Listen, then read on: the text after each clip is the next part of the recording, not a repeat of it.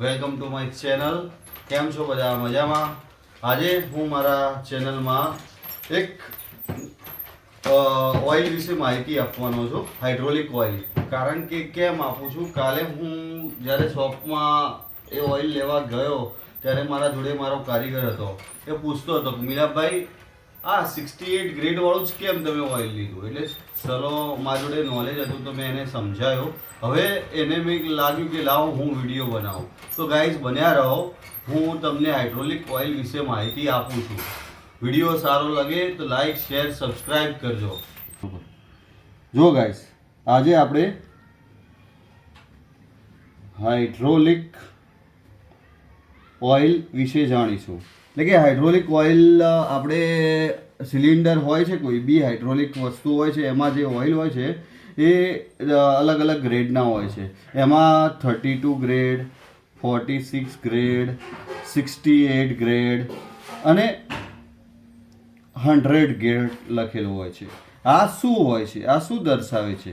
તો આપણે ISO standard એટલે કે ઇન્ટરનેશનલ સ્ટાન્ડર્ડ પ્રમાણે, ISO VG સ્ટાન્ડર્ડ પ્રમાણે આમનો ગ્રેડ એટલે કે જે ફ્લો આવે, વિસ્કોસિટી, ચીપચીપાપન કે વિસ્કોસિટી, ગાઢ કેટલું છે, એ ઓઇલ કેટલું રહે છે, એ પ્રમાણે એમને કેલિબ્રેશન કરી અને આ ઓઇલના મોડલો એટલે કે ગ્રેડ ડિસાઇડ કરેલા છે. કે 32 ગ્રેડ એટલે કે 32 ગ્રેડ એટલે 40 ડિગ્રી ટેમ્પરેચરે 32 મિલીમીટર સ્ક્વેર પર સેકન્ડે આટલું ફ્લો થાય.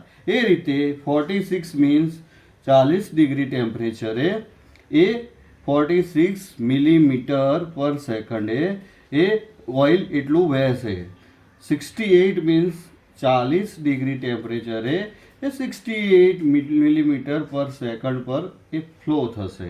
એવી જ રીતે 100 મીન્સ 40 ડિગ્રી ટેમ્પરેચરે 100 મિલીમીટર પર સેકન્ડે ફ્લો થશે. આ છે એની વિસ્કોસિટી, મતલબ કે ચીપચીપાપન, વિસ્કોસિટી. બરોબર? એટલે કે જે કેટલી ગાઢ છે. હવે આ જે 32 છે, 46 છે, 68 છે અને 100 છે, એ આપણે ISO VG અને લોગેરિધમ ચાર્ટ પ્રમાણે ડિસાઇડ કરેલું હોય છે.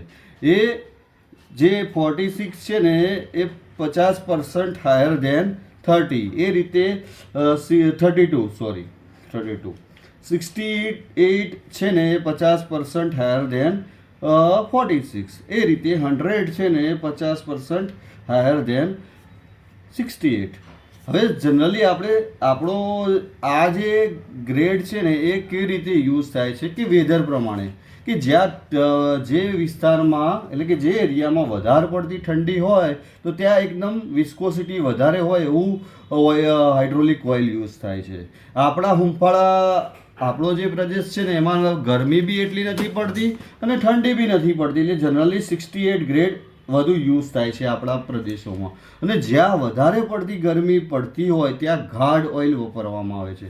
કારણ કે જો એની વિસ્કોસિટી ઠંડા પ્રદેશમાં એ ઠંડુ થઈ જાય, એટલે કે એની વિસ્કોસિટી વધારે હોય, એટલે કે વહેવાની શક્તિ એ પ્રમાણે વહેતું હોય તો એ ઓઇલમાં મશીનમાં વર્ક કરે છે, એટલે કે સિલિન્ડર પ્રોપર વર્ક કરે છે. અને જો ગરમીવાળું હોય ત્યાં આપણે વધારે ગાઢ વિસ્કોસિટીવાળું હાઇડ્રોલિક ઓઇલ યુઝ કરીએ છીએ.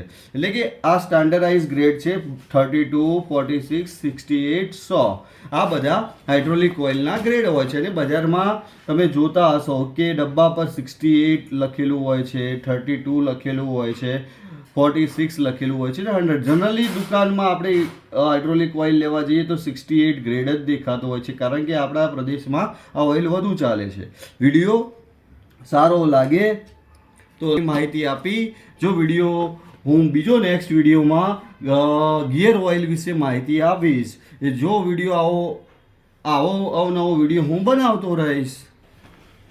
ગાઈઝ, આ રીતે હાઇડ્રોલિક ઓઇલમાં મેં ગ્રેડ સમજાયા છે. તમને વિડીયો સારો લાગે તો લાઈક, શેર, સબસ્ક્રાઇબ કરજો. અને ચેનલમાં આવા અવનવા વિડીયો હું મૂકતો રહીશ. હવે પછીના વ્લોગમાં હું ગિયર ઓઇલ વિશે સમજાવીશ, જે આપણા મશીનરી લાઇનમાં યુઝ થાય છે. આ મારું મારા જે હું એન્જિનિયરિંગ લાઈનમાં ભણ્યો તો એ નોલેજ હતું એ મેં તમારા જોડે શેર કર્યું. બાય બાય ગાઈઝ, મળતે નવા વ્લોગમાં. આગળ નવા વિડીયોમાં મળીએ છીએ. નમસ્તે, જય માતાજી.